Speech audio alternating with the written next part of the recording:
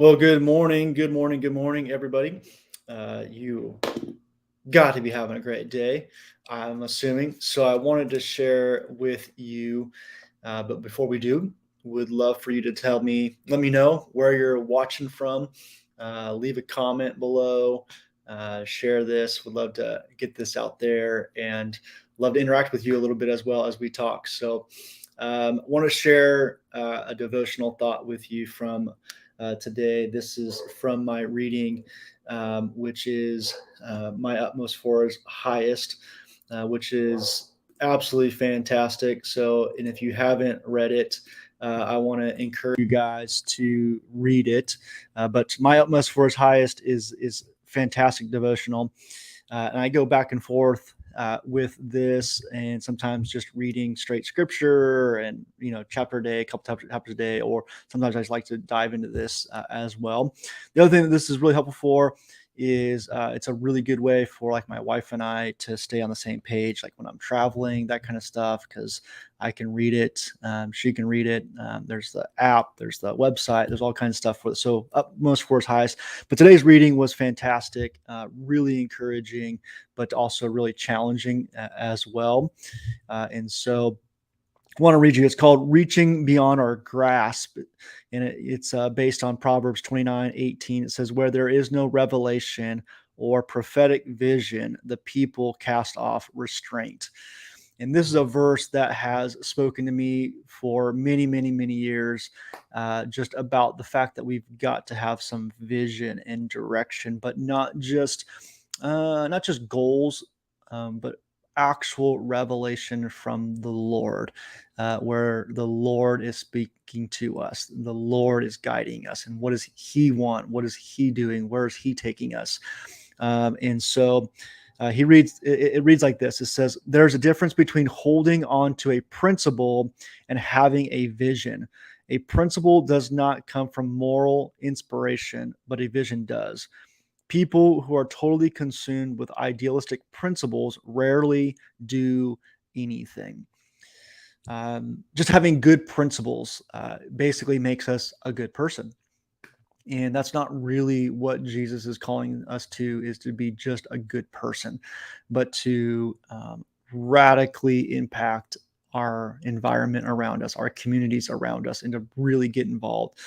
And that could be your family, could be those that you lead in your ministry, but to have a crystal clear vision that compels us to do greater things. And so I was talking with my son just yesterday about issues that are coming up with drinking and, you know, drugs or things like that. And kind of how do we make those decisions? How do we make those moral decisions? And what I was encouraging him and what we were talking about is the fact that the direction of our life, where we're going, impacts our decisions today. And what we watch, with new movies coming out, what do we watch? New shows coming out, what do we watch? Those decisions aren't just based on, well, it's interesting, or other people are watching this, but what am I called to do? What has God asked me to do? Where am I being taken? He goes on to say this.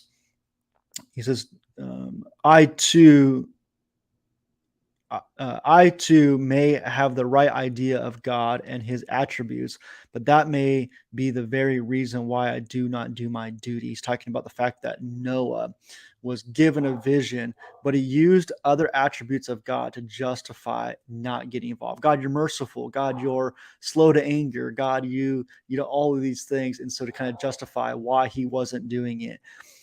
He says, but wherever there is vision, there is also a life of honesty and integrity, because the vision gives me a moral incentive. And that phrase, that moral incentive, is really something that really stuck out to me. And so I looked up that word incentive. That word incentive, it means two. There's two definitions that I think apply here. One is a thing that motivates or encourages one to do something. So there is a moral incentive we're encouraged to do something. We are motivated to do something because of the vision that God has given us, because of the vision that we're called to go after. That, hey, if I really feel like I'm called to lead people, then I need to live a life that they can look up to. Am I a leader that I would want to follow? Is a question that I ask myself, that I've been encouraged to ask myself and reflect on. Am I the leader that I would want to follow? And so being challenged out. The other one that sticks out is this. It says a payment or concession to stimulate greater output or investment.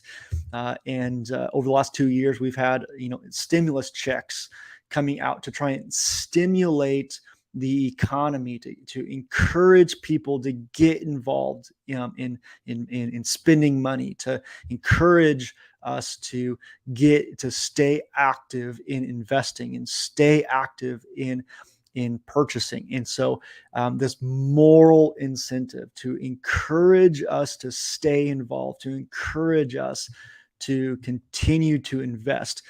And so I think oftentimes as we're leading teenagers or even leading adults, where there's no vision, we're making our decisions based on just what feels good in the moment, or where am I at right now. But when we have a clear revelation as to where God is taking us, a clear revelation of what God is asking from us, then we can make those decisions. It just reminds me of running, and I make my decisions today based on my goals. Right now, we're in May, and I'm making my decisions today, what I eat, when I wake up, what I'm running, based on a race date that is set for the end of November. So we're talking 6-7 months from now. I have a goal to run a race, and my decisions today, what I eat, when I wake up, what I'm running, a lot of decisions that I'm making are based on that from 6-7 months from now. And I know for me that growing up, when I gave my life to the Lord as a junior and senior in high school, I pretty quickly felt called into the ministry. And a verse that really stuck out to me is in James. It's talking about that those that are teachers will be judged at a higher standard than those that are not. And that's just really stuck with me, that I can't just look at everybody else around me and say, well, whatever they're doing, then that's okay for me. I got to look and say, okay, man, I've got a different calling. I've got a revelation of what God is asking me to do and to be a part of. And I'm going to be judged a little bit stronger, a little bit harder than that. And so I need to set a little bit higher standards for myself. But I was incentivized. I was encouraged to do that because I knew where I was going. And I knew that I didn't want lack of moral decisions to impact greatly my influence as a leader. And so I made those decisions based on my future, not just my current. He goes on, Oswald Chambers goes on to say this: examine yourself spiritually to see if you have vision or only principles. Again, principles are good, but they got to be based on vision, and they're going to be motivated by vision and not just principles. Where there is no vision or revelation or prophetic vision, once we lose sight of God, we begin to be reckless. We cast off certain restraints for activities we know are wrong. We set prayer aside as well as cease having God's vision in the little things of life. It's hard to stay motivated when you don't have vision for where you're going. It's super hard to stay motivated and encouraged when you're just kind of living by principle, by duty, by a checklist. But that when you have that vision of leading people, when you have that vision of leading a business, when you have that vision of being a great youth pastor, like kids pastor, and that's why I'm not doing these things. That's why I'm in. And so for me, I was talking to my son about that. For me, the answer is not, or the question is not, is this right or wrong? Is this sin or not? The question for me is this going to put fuel on my fire for my pursuit of holiness, towards that vision? Is going to fuel me towards that pursuit for the vision, the revelation that God's given me. So I want to encourage you guys with this thought of getting a vision, getting a revelation. What's that revelation for your life? What's that revelation for your ministry? What's that revelation for your family? What is that? Spend some time. I want to encourage you. Spend some time today. My wife and I spent some time this morning just praying and talking about that for our family. I want to encourage you to spend some time thinking about that for your family, for your ministry, for yourself.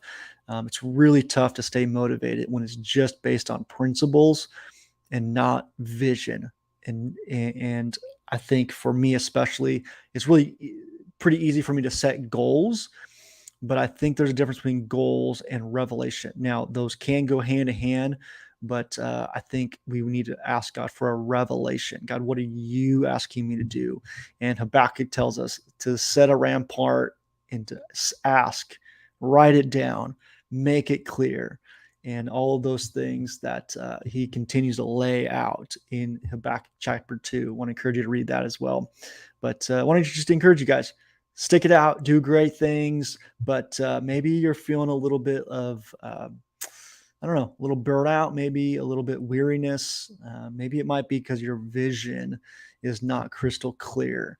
So spend some time, and I would love to hear in the comments, what are your vision? What's your revelation? What's God asking you to do? Maybe even how do you make decisions based on that revelation for your own life or your ministry? So